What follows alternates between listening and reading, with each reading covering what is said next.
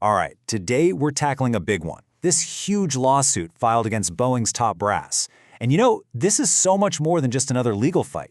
The complaint is nearly 200 pages long, and it tells this incredible story. A story of a company's culture that the lawsuit claims has been falling apart for decades. So here's how we're going to break it down. We'll start with that crazy incident that got everyone's attention. Then we'll get into what the lawsuit is actually all about. From there, we'll zoom out and look at the decades of history. The cultural shifts and red flags that the lawsuit claims led us to this point. And finally, we'll talk about what this all could mean for the future of Boeing. All right, let's jump in. And interestingly, our story doesn't begin at the beginning. It starts with the one moment, the one incident, that made the entire world stop and ask, wait, what is going on at Boeing? Okay, so picture this. It's January 5th, 2024. You're on Alaska Airlines Flight 1282, just after taking off from Portland. You're climbing, hitting about 16,000 feet, and then, bam, a huge bang just rips through the cabin.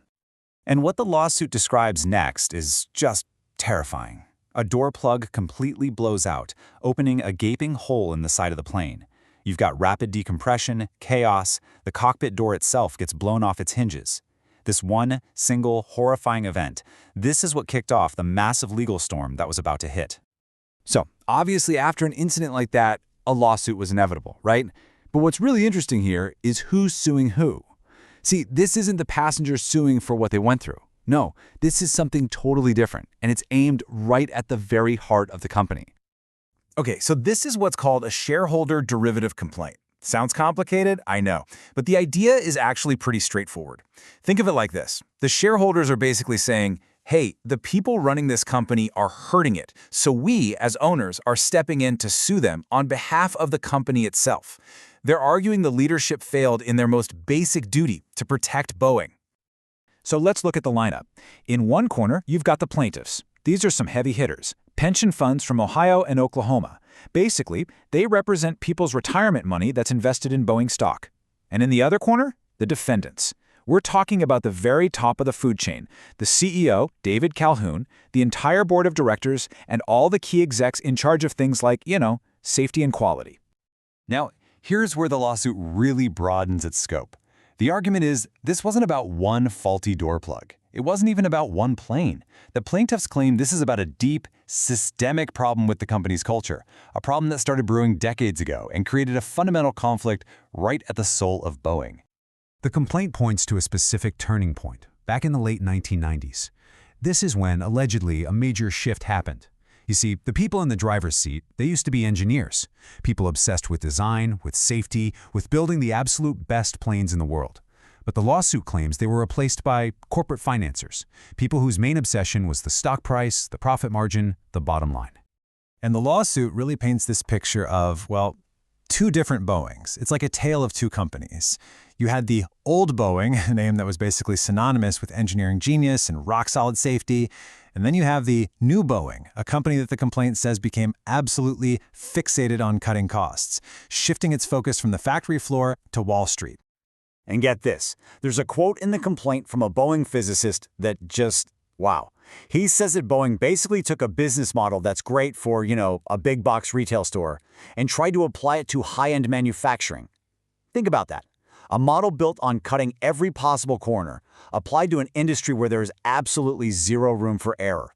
The whole game, the suit claims, became about making planes faster and cheaper, not necessarily safer. Okay, so after setting up this culture clash, the complaint starts laying out the evidence. It's this long trail of what it calls red flags, incidents over the years that should have been massive wake-up calls. The argument is that the Alaska Airlines incident wasn't some random freak accident.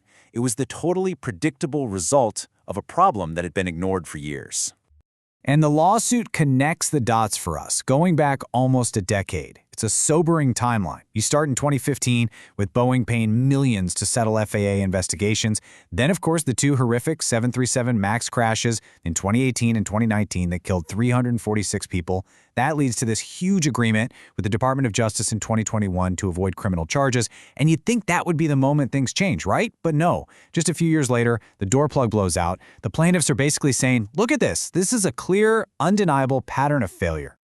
And that 2021 agreement, that DPA or Deferred Prosecution Agreement, it's a really critical piece of this whole puzzle. You've got to understand, this was Boeing's get-out-of-jail-free card. They promised the government they would clean up their act, fix their safety programs, and change their culture to avoid criminal prosecution. But the lawsuit's central claim is that they blew it. The leadership, it alleges, completely failed to live up to that promise. And that failure, according to the suit, led directly to that hole in the side of the plane in 2024.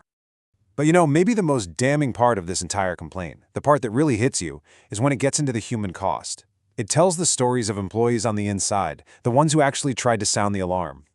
I mean, listen to this quote. It's from a manager talking to John Barnett, a whistleblower and quality manager. He was told to learn the art of working in the gray areas and, incredibly, not to document defects. Think about that. The lawsuit alleges that people who spotted safety problems were actually told not to write them down. The message was clear, according to the complaint. Just keep that assembly line moving no matter what. And then there's this quote from another whistleblower, Joshua Dean. It is just unbelievably bleak. He was asked why defects weren't being reported, and he said, "We're having a pizza party because we're lowering defects. But we're not lowering defects, we just ain't reporting them." I mean, wow. The suit is basically describing a system where management was rewarding people for hiding problems, not for fixing them. So the picture the lawsuit paints isn't of a few bad apples. It's of a whole system designed to prioritize speed over safety. We're talking about retaliation against people who spoke up, inspector shopping, like literally looking for someone who'd approve sketchy work, mechanics signing off on their own work. It was all, allegedly, about hitting those production numbers, and if you raised the safety flag, you were putting your career on the line. And if you need proof that people were scared to talk, look at this number, 500%. That's how much submissions to Boeing's own internal Speak Up program jumped after the Alaska Airlines incident. As soon as the whole world was watching, suddenly employees felt safe enough to talk. The complaint argues this is stone-cold proof that a culture of fear was keeping people silent before. So what happens now? After all this, where does this leave one of the most iconic companies in American history? Well, the lawsuit argues that Boeing is at a major crossroads, a real moment of truth, and that the only way to fix things is to finally hold the people at the top accountable. When you boil it all down, this lawsuit is about one thing: consequences. The plaintiffs want the individual executives and board members to personally pay for the damage done to the company. The argument is pretty simple, right? Their alleged failures cost Boeing billions of dollars and destroyed its reputation. Now it's time for them to pay it back. And that's why this is so much bigger than just one company or one lawsuit. The outcome here could have huge ripple effects. We're talking about potentially forcing a complete overhaul of Boeing's leadership. It could fundamentally change how the entire industry balances safety and production schedules. Really, this could set a whole new standard for corporate accountability. So yeah, this isn't just about money. This is about the future of air travel safety for all of us. So the complaint has laid out its case, a really detailed and frankly disturbing one. It argues that the problems at Boeing aren't just on the surface, they're in the company's very bones. The big question left hanging is, can a lawsuit, even one this massive, actually fix a broken culture? Can it truly force a legendary company to find its way back to what it once was?